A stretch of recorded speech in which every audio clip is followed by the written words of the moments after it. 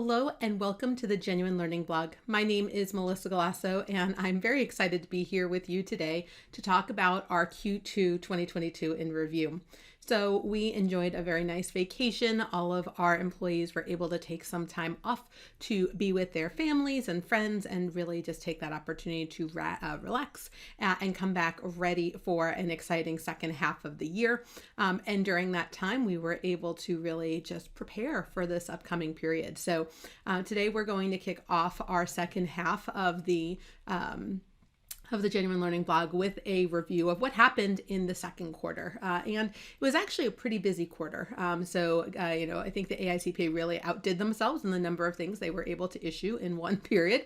So we'll talk a little bit about that. And then we'll talk about what happened at the FASB as well as the GASB as well.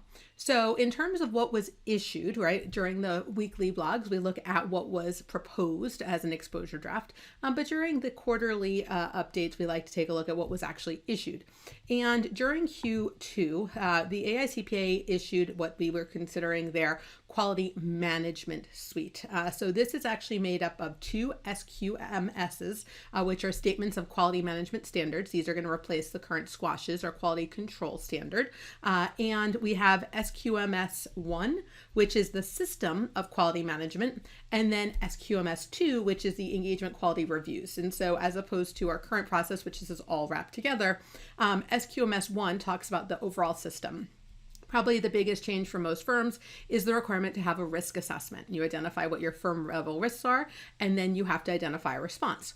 One potential response could be an engagement quality review. And so SQMS 2 is only applicable when that is the firm's response to the risk that's been identified. And SQMS 2 talks about what is an engagement quality review, how is it to be performed, who can perform it, what is the impact on issuing of the report. So this applies to not just audits, but also to reviews, AUPs, examinations, etc. As part of that, they had to also update the SASs and the SARs to be responsive. And so SAS 146 was issued to replace the current requirements related to what happens at the engagement level. So the system works overall, and then what happens at the engagement level is covered by SAS 146.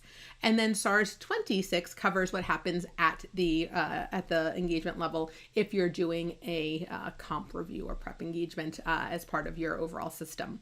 And so we did not have to do any SSAE update. It was already incorporated when they did the updates to SSAE 19, 21, 22. And so no necessary adjustments that needed to come in here.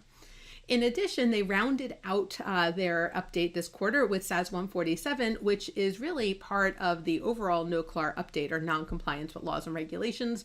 Back in Q1, they issued an ethics interpretation, but they really needed the SAS to go along with it. And so what is the inquiries related to predecessor auditors regarding non-compliance?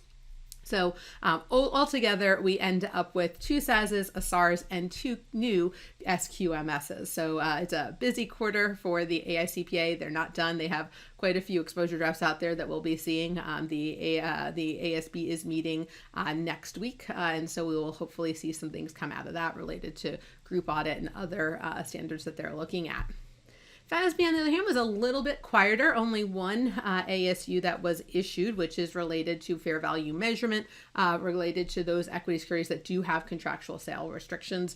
Very targeted, very specific type of standard. They also issued, which we'll talk about in a separate blog, their agenda. So they put out an ITC related to agenda consultation, and they have now issued their final version of what their expectations are. And so we'll take a look at that in a separate blog. And then last but definitely not least is our GASB side of the house, and they issued 3 standards. So they were quite busy. They got some exposure drafts there as well. So very busy quarter for GASB, but all of these were sort of expected. They were smaller elements that they had been working on. They still have their revenue and expense recognition. They still have the financial reporting model, which are the big focus, but they also issued these 3. So GASB 99 is an omnibus, a lot of focus on some implementation issues related to leases, SPIDA, and PPP. So take a look at that. But there are other things in the omnibus. GASB 100, entering the triple digits for GASB, is an update to GASB 62, which is accounting changes and error corrections. So historically, we've been using FASB type of guidance in this area, which didn't always make sense, especially when we look at component units and things like that in terms of the financial reporting model. So GASB went back and really looked at this through a governmental lens and issued some changes there. And then compensated absences, GASB 101.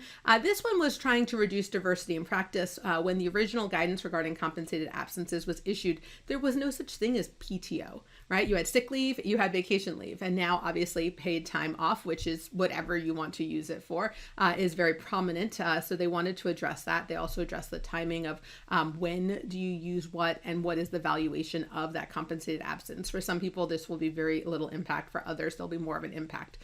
So again, when we look at this, 3 standards coming out, they had also issued recently another exposure draft, which we'll talk about on an upcoming blog. So all of the standard setters really keeping us busy as we look forward to the second half of 2022.